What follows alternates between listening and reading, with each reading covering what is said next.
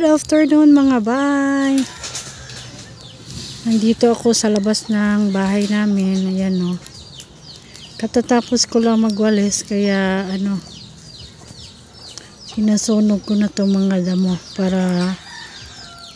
para may usok siya.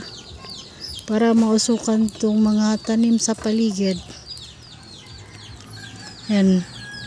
Maganda po kasi pag nausukan. Madaming bunga yung mga prutas. Ito nga sa gilid ko. Ito yung puno ng apatot to. Kilala nyo ba yung apatot? Yung anong tawag? Nakalimutan ko sa English kung anong tawag dito. Yan. Tapos na ako nagwalis. Ayan yung mga alaga. Yan, nasa ibabaw na. Nakabatog na sa ibabaw.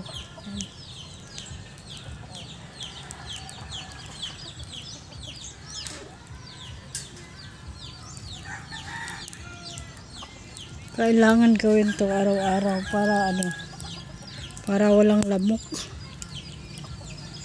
Kasi mahirap na magkadinggi. Yan yung mga alaga ko. Yan yung tirahan nila.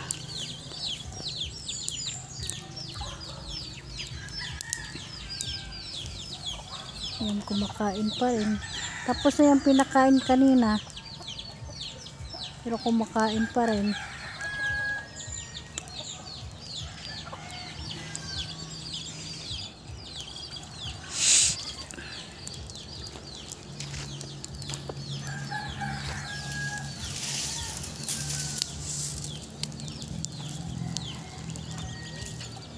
Ito yung puno ng guyabano. Marami doon sa harapan. At saka sa gilid ng bahay namin. Ito naman ay puno ng balimbing. Ito atis. Ito siya oh. Yan, marami na siyang bunga. Yan. Yung malaking puno na yan is sakura tree. Ito naman sa gilid, ito yung mulavi or tugas pala dito sa amin sa Bisaya.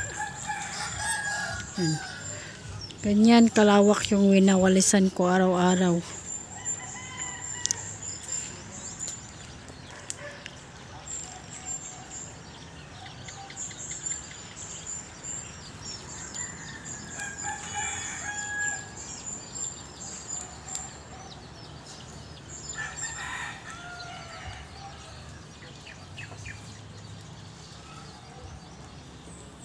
Bye bye. Thanks for watching.